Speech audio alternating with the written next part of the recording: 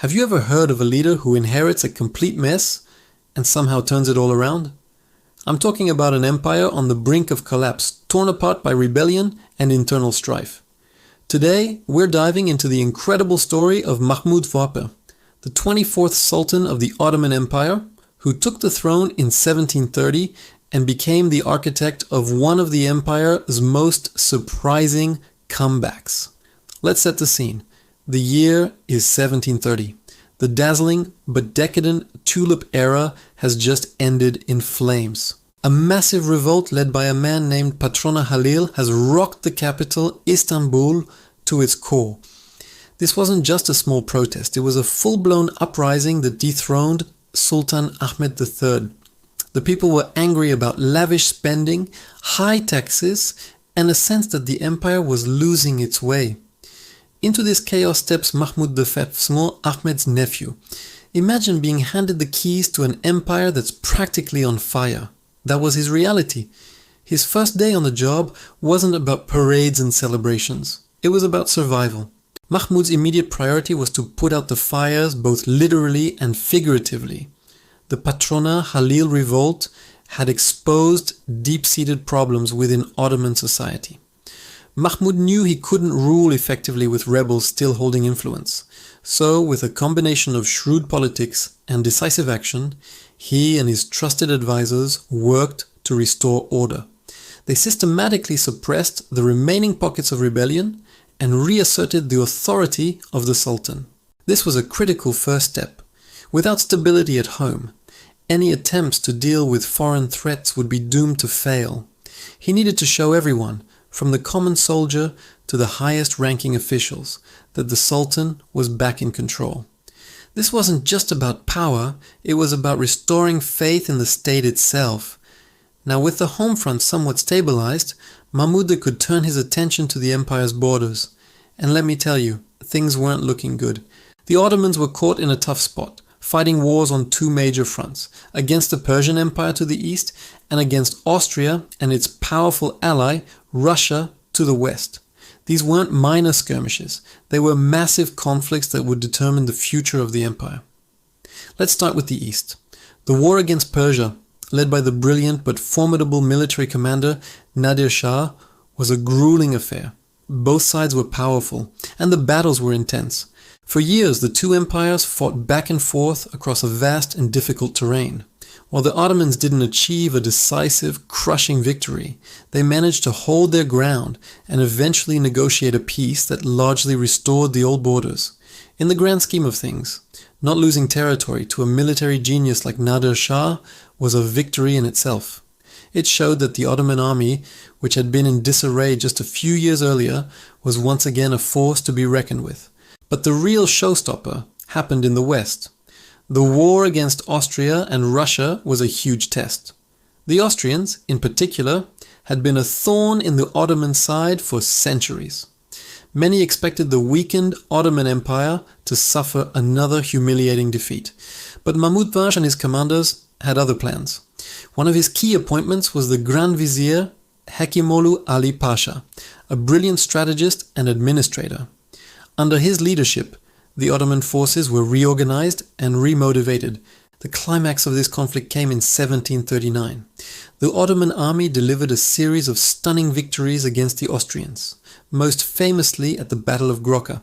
The Austrians were completely caught off guard by the renewed strength and tactical skill of the Ottoman forces.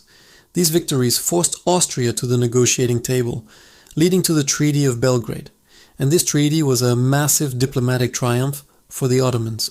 They regained the city of Belgrade, a strategically vital fortress they had lost 2 decades earlier. They also recovered other territories in the Balkans. This was huge. In an era when the Ottoman Empire was mostly losing ground, the Treaty of Belgrade was a rare and spectacular moment of recovery. It sent a message to all of Europe. The sick man of Europe, as it would later be called, was not on its deathbed just yet. So, how did they pull this off? It wasn't just luck. Mahmud I was a forward-thinking ruler who understood that the old ways were no longer enough. He was a quiet reformer. While he didn't launch a massive empire-wide modernization program like later sultans, He planted the seeds of change. He was particularly interested in military technology. He knew that European armies were advancing rapidly, especially in artillery. So he brought in European advisors, most notably a French convert to Islam, named Claude Alexandre de Bonneval, who became known as Humbaraci Ahmed Pasha. His job was to modernize the Ottoman artillery corps, the Humbaraci. He established new foundries, introduced modern casting techniques, and trained Ottoman soldiers in the latest European military tactics. This focus on modernizing the army was a key factor in the victories against Austria. Mahmud was laying the groundwork for the military reforms that would become central to the Ottoman Empire's survival in the 19th century. But Mahmud I wasn't just a military man. He was also a great patron of culture, art, and architecture. After the chaos of the revolt, he wanted to restore Istanbul's glory and invest in the welfare of his people. If you walk around Istanbul today, you can still see his legacy.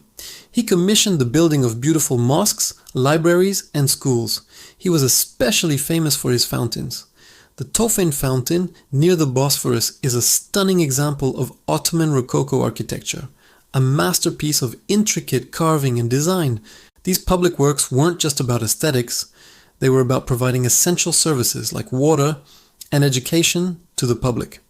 He heavily supported religious endowments, known as vakıfs, which funded everything from soup kitchens to hospitals. This focus on public welfare helped to heal the social divisions that had fueled the Patrona Halil revolt and endeared him to his subjects. He was building not just structures of stone, but also a renewed sense of community and imperial care. As his reign progressed, Mahmud I successfully navigated the treacherous waters of 18th century geopolitics. He managed to keep the empire out of the costly war of the Austrian succession that engulfed Europe, preserving Ottoman strength and resources. He was a cautious and pragmatic ruler, a stabilizer rather than a conqueror. He understood that the era of rapid Ottoman expansion was over. The new game was about consolidation, defense, and smart diplomacy. His reign was a masterclass in how to manage an empire in a changing world. Mahmud I ruled for 24 years, a long and stable reign that was exactly what the empire needed. He died in 1754, on his way back from Friday prayers, and was buried in the new mosque in Istanbul. He was succeeded by his brother Osman III. So what is the final verdict on Sultan Mahmud the Fat? He inherited an empire in crisis, on the verge of splintering. Through steady leadership, smart military reforms, and brilliant diplomacy, he didn't just stop the bleeding. He nursed the empire back to health. The victories against Austria and the recovery of Belgrade restored Ottoman prestige and confidence.